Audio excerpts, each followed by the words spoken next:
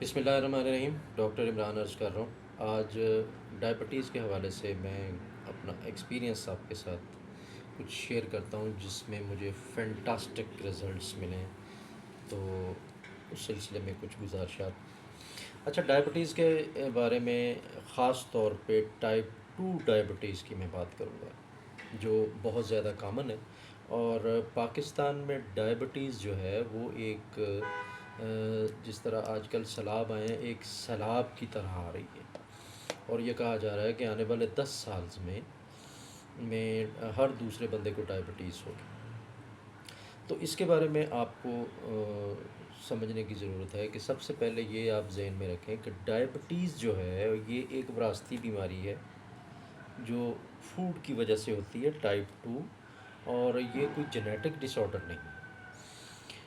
विरासती बीमारी का मतलब ये है कि आप जो खा पी के जो आपके घर में पक रहा होता है वही आप बड़े होते हो। और उसके लिहाज से आपके टेस्ट बड्स जो हैं वो डेवलप हो जाते हैं।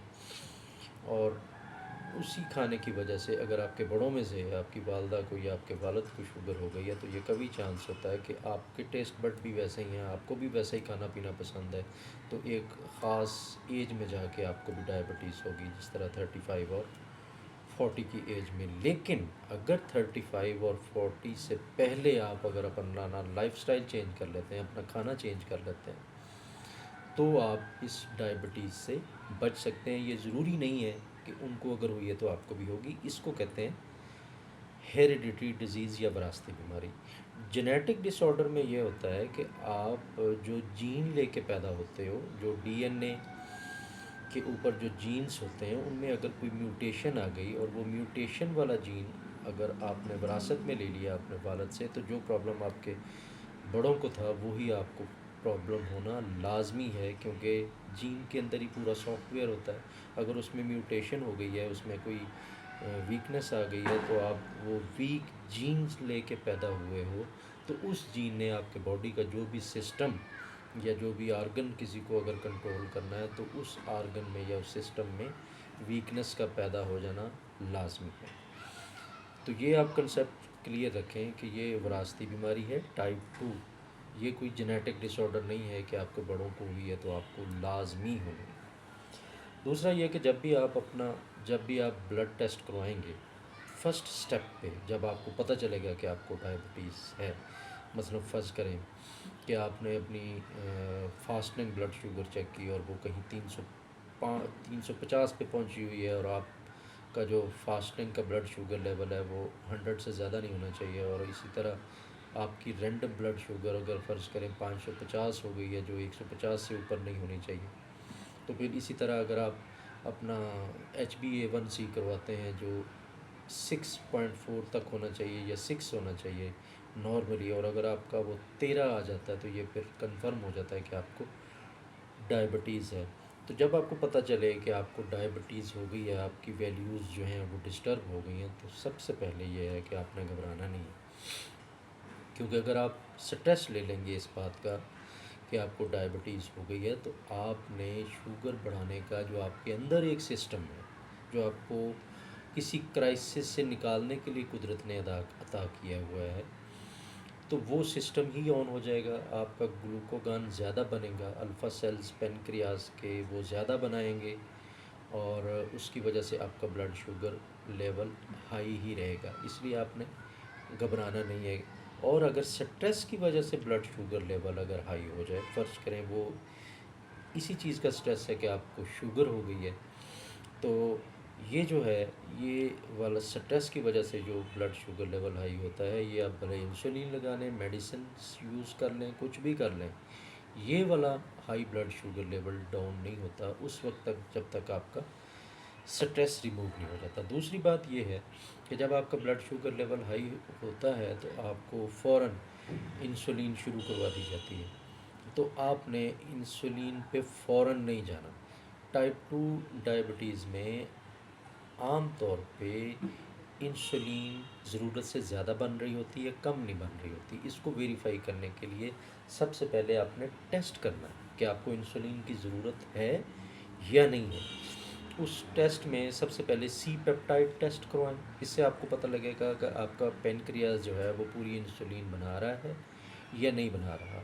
उसके अलावा एक दूसरा टेस्ट है फास्टनिंग इंसुलिन सीरम टेस्ट। ये दो टेस्ट सबसे पहले लाजमी करवाएं।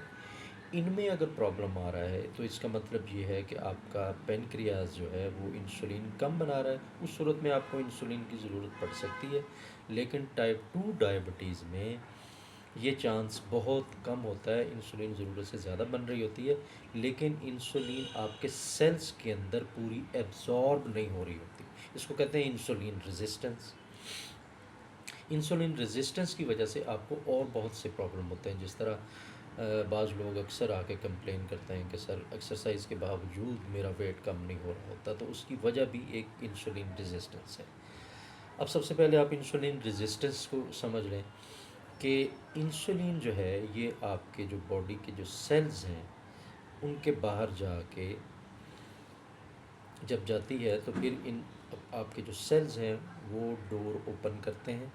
इंसुलिन पहले अंदर दाखिल होती है, उसके पीछे फिर शुगर या ग्लूकोज दाखिल होता है और फिर उसके अंदर जाके फिर ये एनर्जी पैदा करती है। लेकिन अगर आप दिन में बार बार कुछ ना कुछ अगर आप खा रहे हैं, थोड़ी सी मिठाई खा ली, थोड़ा सी चाय पी ली, थोड़ा सा कुछ और खा लिया, थोड़ा सा खाना खा लिया, थोड़े से चावल खा लिए, अगर आपकी सारा दिन की ये रूटीन है तो फिर आप जैसे ही खाएंगे आपका शुगर लेवल हाई होगा और साथ ही आपकी इंसुलिन स्पाइक करेगी, क्योंकि आपके ग्लूकोज को इस्तेमाल तो इंसुलिन ने करवाना है। और एक दफ़ा अगर आपका इंसुलिन लेवल अगर हाई हो जाता है तो वो 4 घंटे तक डाउन नहीं होता। उस 4 घंटे में जब आपका इंसुलिन लेवल हाई है, आपके ब्रेन को ये मैसेज आता है कि जो नई ग्लूकोज या जो नई शुगर आपके ब्लड में आई है इसको ही कंज्यूम करना है, और जो स्टोर है आपकी शुगर या ग्लूकोज उसको बिल्कुल आपने यूज़ नहीं करना। इसी वजह से बहुत से लोगों का, और इस 4 घंटे में जब आप अगर एक्सरसाइज भी कर लें या जिम भी कर लें तो मैसेज तो आपके ब्रेन को जा रहा है कि आपने स्टोरेज को इस्तेमाल नहीं करना, तो आपका वेट भी कभी कम नहीं होगा। इसको कहते हैं इंसुलिन रेजिस्टेंस। तो सबसे पहले आपने अपना टेस्ट कर लिया कि आपकी अगर आपका लबलबा पूरी इंसुलिन बना रहा है, ये दो टेस्ट करने के बाद, तो आपने इंसुलिन पे बिल्कुल नहीं जाना। आपने अपनी डाइट को मैनेज करना है। अब डाइट को मैनेज करने का तरीका सबसे पहले ये है कि आपने रिफाइंड कार्ब्स ख़त्म करने हैं अपनी लाइफ में से। ये जो रोटी हम खाते हैं या ये ग्रेन्स जितने भी हैं, ये जब बारीक पिस जाते हैं 100 मैश तक, तो इनमें फ़ाइबर बिल्कुल ख़त्म हो जाता है, और फाइबर ख़त्म होने के बाद ये रिफाइंड कार्ब बन जाते हैं और ये टोटल ग्लूकोज में कन्वर्ट होते हैं आपके ब्लड में जाके। और यहाँ एक बात जहन में रखें कि आपकी शुगर या जो चीनी है वो इतनी डेंजरस नहीं है जितने ये रिफाइंड कार्ब्स हैं। उसकी मिसाल ये है कि आप जो शुगर यूज़ करते हैं उसको हम कहते हैं सुक्रोज़। सुक्रोज़ जो है उसमें 50% फ्रक्टोज़ है, ये भी शुगर की ग्लूकोज की शुगर की एक टाइप है, और 50% इसमें फ्रक्टोज़ है। और ये जो 50% ग्लूकोज है ये आपका ब्लड शुगर लेवल हाई करेगा, और 50% जो फ्रक्टोज़ है ये आपके लिवर में जाके कोलेस्ट्रॉल बनाता है। तो इसका मतलब ये है कि आपकी शुगर उतनी डेंजरस नहीं है। लेकिन जो आप रिफाइंड कार्ब ले रहे हैं रोटी की शक्ल में, कोल्ड ड्रिंक की शक्ल में, ये टोटल आपके ग्लूकोज में कन्वर्ट होके आपका ब्लड शुगर लेवल हाई करेगा। तो अगर आपने अपनी ब्लड शुगर कंट्रोल करनी है तो सबसे पहले you must have to avoid refined carbs.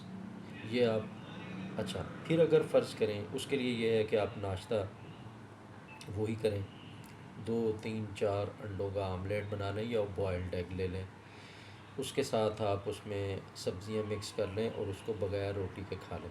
और उसके साथ अगर आप चिया सीड यूज़ कर लेते हैं तो चिया सीड का सबसे ज़्यादा फ़ायदा ये है कि वो आपके ब्लड के अंदर जो ग्लूकोज की एब्जॉर्प्शन है उसको रोक देता है और आपके अंदर एक फुलनेस का एहसास पैदा करता है। और आपको सारा दिन पेट आपको ऐसे लगेगा कि भरा हुआ है और आपको मुख्तलिफ़ चीज़ें या कुछ भी आपको एक्स्ट्रा जो आप खाते हैं वो आपका खाने को दिल नहीं करेगा। उसके बाद ये है, दोपहर को आप, अगर आपको ये ज़रूरी है कि आपने रिफ़ाइंड कार्ब कुछ ना कुछ लेने हैं, आपका इसके बगैर गुजारा नहीं है, तो आप कम से कम ये करें कि आपको उसका नुकसान कम हो। उसके लिए ये ज़रूरी है कि आप जब भी खाना खाएं, एक तो रोटी कम करें, दो की बजाय एक कर दें, क्योंकि एक रोटी में 8 चम्मच शुगर है। और अगर आपने दो रोटी खा ली तो इसका मतलब 16 चम्मच शुगर खा के आप बैठ गए। और अगर आपने चाय में फ़र्ज़ करें चीनी नहीं भी यूज़ की तो भी उसका कोई फ़ायदा नहीं है। तो आपने अगर खाना खाना है तो उससे पहले या आपने रिफ़ाइंड कार्ब लेने हैं, तो उसका तरीक़ाकार तो ये है कि आप सलाद के अंदर सालन मिक्स करके खा लें। लेकिन अगर आपका फिर भी अगर दिल नहीं कर रहा, आपने खाना रोटी लाज़मी खानी है, तो उससे पहले फिर आप सलाद खाएं। सलाद में वो चीज़ें लें जो आपको पसंद हैं, टमाटर, खीरा और जो भी सब्ज़ियाँ, कच्ची सब्ज़ियाँ, वो आप यूज़ करें। उसका तरीक़ाकार ये है कि आपका जितना बॉडी वेट है उसको 5 से मल्टीप्लाई करें। फ़र्ज़ करें कि आपका बॉडी वेट जो है वो 70 है, उसको 5 से मल्टीप्लाई करें तो ये 350 बनता है। तो 350 ग्राम सलाद आपने दोपहर की एक रोटी से पहले खाना है। अब सलाद खाना क्यों ज़रूरी है? सलाद के अंदर होते हैं सर लाइव एंजाइम्स। ये जो लाइव एंजाइम्स हैं, ये जब आप रोटी से पहले खा लेते हैं, तो ये लाइव एंजाइम्स आपने जब इसके बाद रिफाइंड कार्ब लिया रोटी की शक्ल में, तो फिर ये जो लाइव एंजाइम्स हैं, ये डिसाइड करते हैं कि आपके ब्लड में कितना ग्लूकोज जाना चाहिए, कब जाना चाहिए और कैसे जाना चाहिए। ये बिल्कुल ऐसे ही है जैसे एक गाड़ी के ऊपर एक ड्राइवर बैठ गया है जो उसको एहतियात से चला रहा है। लेकिन अगर आपने रिफाइंड कार्ब्स डायरेक्ट ले लिए सलाद के बगैर, तो वो ऐसे ही है जैसे एक गाड़ी में ड्राइवर नहीं है, वो जाके डायरेक्ट आपका ब्लड शुगर लेवल हाई ही करेगा। इसी तरह आप रात का खाना है, इसको कहते हैं फूड एज़ मेडिसिन। और फूड एज़ मेडिसिन से भी काम नहीं चलेगा, इसके लिए आपको टाइम एज़ मेडिसिन पे भी जाना होगा। टाइम एज़ मेडिसिन ये है कि ये भी सबसे इम्पोर्टेंट है कि आप शाम को 7 बजे के बाद कुछ भी ना खाएं। शाम को 7 बजे के बाद आप जो भी खाते हैं वही आपकी बॉडी के अंदर जाके ब्लॉकेज करता है, वही आपकी बॉडी के अंदर जाके ट्यूमर बनाता है, वही आपके स्टोन वगैरह बनाता है। तो आपने शाम को 7 बजे के बाद कुछ नहीं खाना, और कुछ भी अगर दिल करे तो आपने पानी पी के गुजारा करना है। ये ट्यूमर वगैरह भी या बॉडी में अगर कोई भी अकोमोडेशन होती है तो वो शाम को 7 बजे खाने के बाद ही वो होती है। और अगर आप शाम को खाना अगर आप छोड़ दें 7 बजे के बाद, तो आपकी बॉडी में अगर कोई ट्यूमर भी डेवलप हुआ है तो वो आहिस्ता आहिस्ता डिज़ोल्व होना शुरू हो जाता है, क्योंकि ट्यूमर जो है उसके अंदर कार्बोहाइड्रेट होते हैं, प्रोटीन होती हैं। और आप अगर 7 बजे के बाद कुछ नहीं खाएंगे तो नेचुरली आपको जब भूख लगेगी या आपकी बॉडी को एनर्जी की ज़रूरत होगी तो बॉडी उसी ट्यूमर को यूज़ करेगी, उसी में से कार्ब लेगी, उसी में से प्रोटीन लेगी आपको एनर्जी प्रोवाइड करने के लिए। और एज ए रिज़ल्ट आपकी वो ट्यूमर जो है वो डिज़ोल्व होनी शुरू हो जाएगी।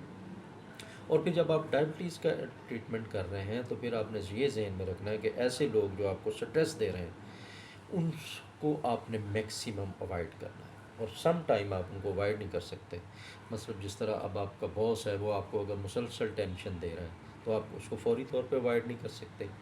या कुछ ख़वातीन की सास उनको मुसलसल टेंस कर रही होती है जिसकी वजह से उनका ब्लड शुगर लेवल हाई ही रहता है, और लेकिन आप फौरी तौर पे उसको सास को तो चेंज नहीं कर सकते। तो ऐसी सूरत में अगर आप ऐसी सिचुएशन में हैं कि जब आपको कोई मेंटेनिंग स्ट्रेस है, तो उससे निकालने के लिए होम्योपैथी आपको बेहतरीन सपोर्ट कर सकती है। उससे ये होता है कि आप बहादुर बन जाते हैं उस सिचुएशन को फेस करने के लिए, क्योंकि मुख्तलिफ़ सिचुएशंस में मुख्तलिफ़ लोगों का मुख्तलिफ़ किस्म का रिस्पॉन्स होता है। कुछ लोग एक टेंशन को लेके बैठ ही जाते हैं, जिसको कहते हैं कि दिल पे लगा ली, तो उसकी वजह से उनका ग्लूकोगान ज़्यादा बनता है, क्योंकि बॉडी स्ट्रेस में होती है। और बॉडी का स्ट्रेस से निकलने का या क्राइसिस से निकलने का एक ही मेकनिज़म है कि ज़्यादा अमाउंट में ग्लूकोज पैदा करके उसको स्ट्रेस से निकाला जाए, तो आपका ब्लड शुगर लेवल हाई ही रहेगा। तो ऐसी सूरत में होम्योपैथी आपकी हेल्प करेगी आपको इस स्ट्रेस की सिचुएशन से आपको निकालने के लिए। जिस तरह बाज़ लोग होते हैं जिनका ब्रेकअप हो जाता है, बाज़ लोग उसको दिल पे लगा के ड्रग एडिक्शन की तरफ चले जाते हैं, और बाज़ लोग ऐसे होते हैं, जिस तरह एक शेर है कि वो खिड़की नहीं खोलते तो ना खोलें, नज़र में हमारे बारियां और भी हैं। तो ये जो चीज़ है, ये है, इस चीज़ की निशानी है कि आपकी बॉडी मज़बूत है। और जो लोग अपने दिल पे लगा के बैठ जाते हैं, इसका मतलब ये है कि आपकी बॉडी के अंदर वीकनेस है। तो ऐसी सूरत में भी आपको होम्योपैथी बेहतरीन हेल्प आउट करती है इस स्ट्रेस से निकालने के लिए। तो स्ट्रेस को अवॉइड करें, टाइम एज़ मेडिसिन यूज़ करें, और फूड एज़ मेडिसिन यूज़ करें। यकीन करें कि इन सारी चीज़ों को जब आप कंबाइन यूज़ करेंगे तो आपको किसी मेडिसिन की कोई ज़रूरत नहीं पड़ेगी। आप विदाउट एनी मेडिसिन अपनी डायबिटीज़ को कंट्रोल कर लेंगे। लेकिन अगर आपको कोई डायबिटीज़ की वजह से कोई कॉम्प्लिकेशन हो गई है तो उसको मेडिसिन के ज़रिए ही ठीक करना पड़ेगा। तो उसके लिए होम्योपैथी में भी मेडिसिन मौजूद हैं। तो खुश रहें, खुश रखें।